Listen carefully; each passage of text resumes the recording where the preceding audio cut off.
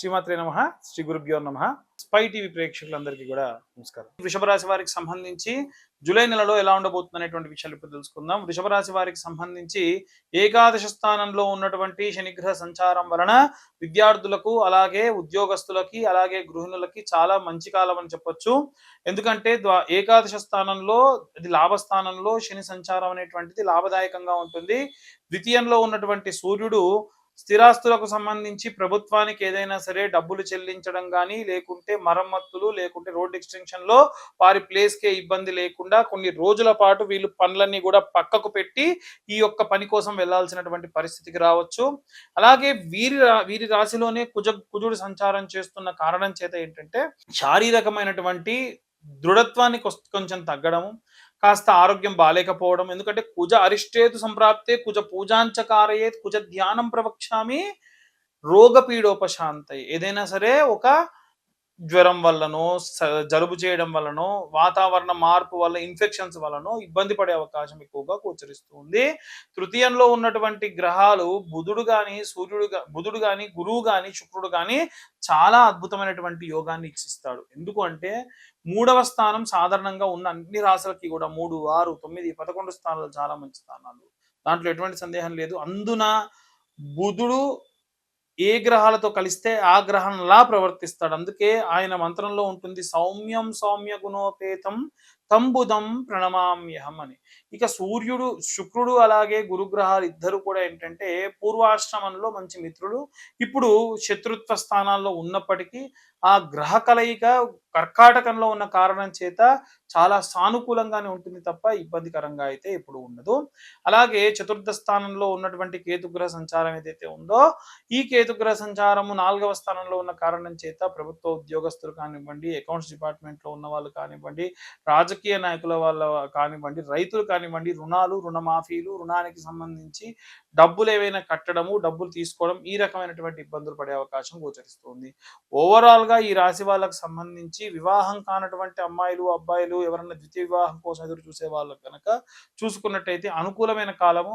ఈ వివాహం అనుకూలతను తెచ్చుకోవాలి అని అంటే కనుక వీలైతే ప్రతి నెల కూడా మన యొక్క బృహస్పతి ఆస్ట్రాలజీ తరపున కన్యావర పాశుపత హోమాలు నిర్వహించడం జరుగుతుంది. ఆసక్తి కల వారి కింద ఉన్న నెంబర్కు కాంటాక్ట్ చేసి డీటెయిల్డ్ గా మీ యొక్క జాతక విశ్లేషణ కూడా తెలుసుకొని పూర్తిగా ఈ యొక్క వివాహం కానటువంటి అమ్మాయిలు, అబ్బాయిలు ఈ పూజలో పాల్గొనవచ్చు.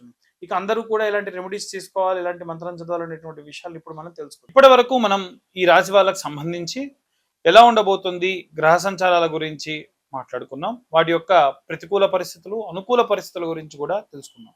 ఇప్పుడు మనకి ఈ యొక్క రాశి వారికి ఏ మంత్రం చదవాలి, ఏ రెమెడీస్ తీసుకోవాలి అనేటువంటి విషయాన్ని ఇప్పుడు తెలుసుకుందాం.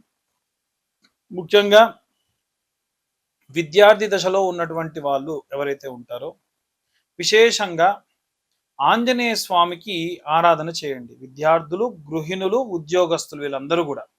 అందులో ముఖ్యంగా ఏంటంటే వీలైతే శనివారం లేదా మంగళవారం నాడు ఈ నెల మొత్తంలో 1000 సార్లు పూర్తవ్వాలి.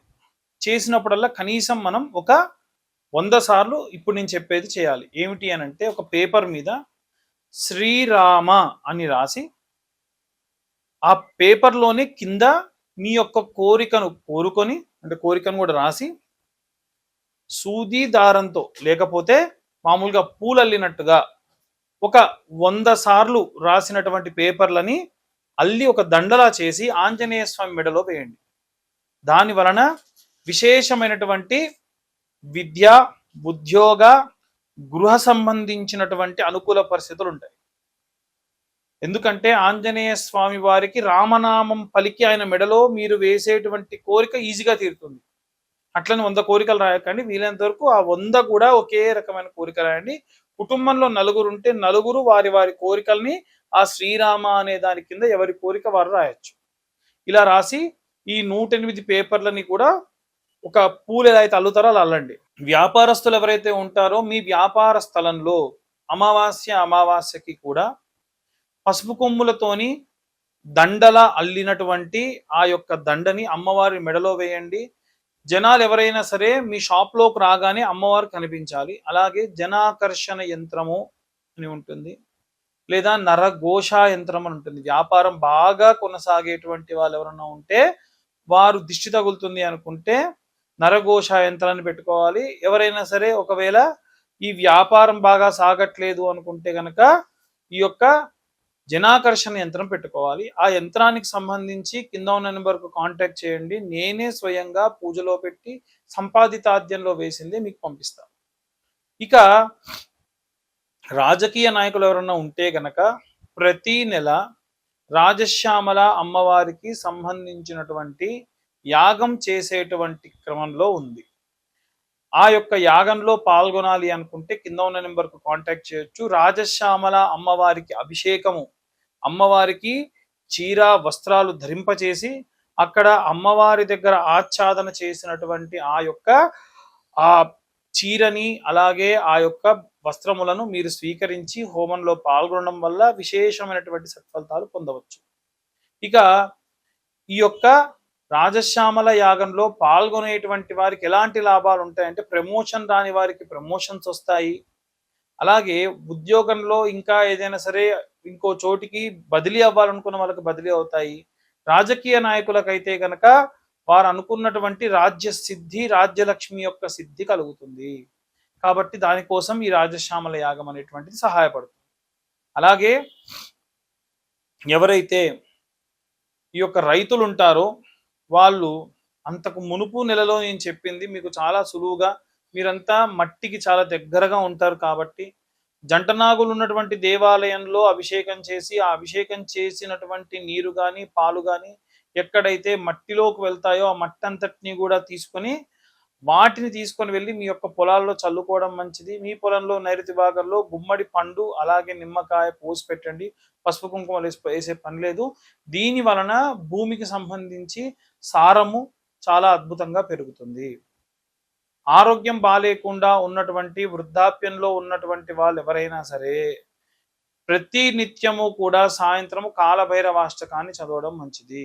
దీని వలన విశేషమైనటువంటి మంచి సత్ఫలితాలు పొందుతారు. వీలైనంత వరకు ప్రతి నెల కూడా నాకు వీలైనంత వరకు ఎక్కడెక్కడ ఎవరెవరు ఎలాంటి గురువులు ఏదైనా ఏం చెబుతున్నారు, ఏ పీఠాధిపతులు ఏవి చెబుతున్నారు, మనం జనాలకు ఎంత వీలైతే అంత ఈ రెమెడీస్ని తీసుకెళ్ళాలి అని అనుకుంటూ ఉన్నాము.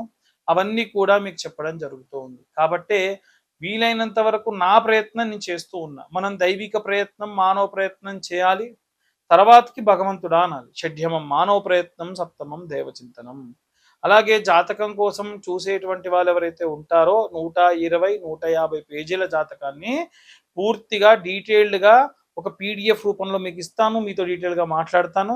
అలాగే ఈ యొక్క పీడిఎఫ్కు సంబంధించి కావాలి అనుకున్నటువంటి వాళ్ళు కింద ఉన్న నెంబర్కి మీ పేరు, మీ date of birth, time, place WhatsApp చేస్తే డీటెయిల్డ్గా జాతకం అంతా కూడా మీకు అందించడం జరుగుతుంది. అలాగే ఈ యొక్క నెలలో ఎవరైనా సరే అన్నదానాలు చేయాలి అనుకునేటువంటి వాళ్ళు, విపరీతమైనటువంటి కోరికలు తీరాలి అనుకునేటువంటి వాళ్ళందరూ కూడా ఈ కేటగిరీలోకి వస్తారు. మీరందరూ కూడా నిత్యం అన్నదానం చేసేటువంటి వాళ్ళే. ఎలా చేయాలండి అనంటే ఒక పిరికెడు బియ్యం మీరు అన్నం వండుకునేటప్పుడు కొత్త డబ్బాలో వేయండి, తూచా తప్పకుండా. 3 నెలలకో 4 నెలలకో 6 నెలలకో ఆ బియ్యం ఎంత జమ అయితే అంత ఎక్కడ అన్నదానం జరుగుతుంటే అక్కడ తీసుకెళ్ళి ఇవ్వండి. దానివల్ల నిత్యం అన్నదానం చేసినటువంటిది మీ అకౌంట్లో పడుతుంది. కాబట్టి ఈ రెమెడీస్ అన్నీ కూడా ఏంటంటే మనము మనుషులుగా పుట్టి దేవుడికి ఎంత చేరువుగా అవ్వాలి, మానవత్వానికి ఎంత దగ్గర అవ్వాలి అనేటువంటివి మిళితం చేస్తూ మీ అందరికీ అందించడం జరుగుతుంది. సర్వే జనా సుఖినో భవంతు. స్వస్తి.